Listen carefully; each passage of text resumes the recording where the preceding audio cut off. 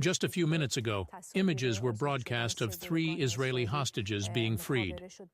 The hostages were brought by Hamas in a vehicle and got out less than half an hour ago, about 20 minutes ago. They went up on a stage that had been set up, and all 3 of them spoke briefly, not at length. They all expressed a desire for the remaining hostages to be freed and for the ceasefire to continue. They didn't say much else before being handed over to the Red Cross.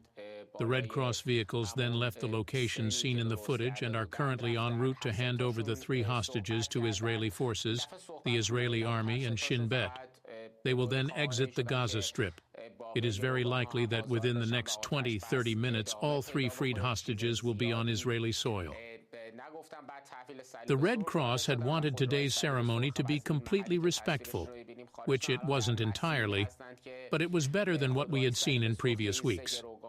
However, this time the Hamas and Islamic Jihad militants did something I hadn't seen in recent weeks.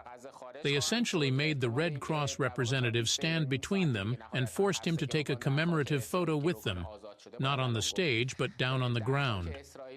Regarding the condition of the hostages, it seemed that this time their condition was better, both physically and mentally, compared to the 3 hostages who were released last week.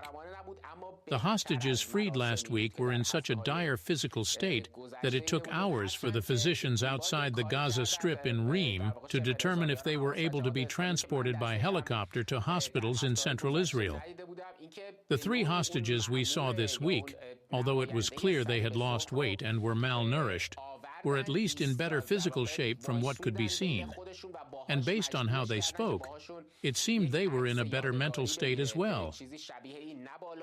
Just to provide an update on the continuation of the process, right now, the 369 Palestinian prisoners are boarding buses at the various prisons they are to be released from. A large portion of them will go to the Gaza Strip.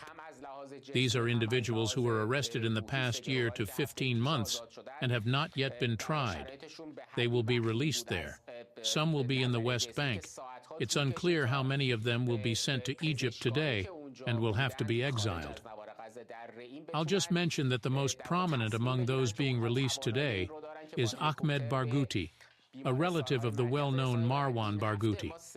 He had commanded 2 armed operations during the Second Intifada, in which 13 people were killed.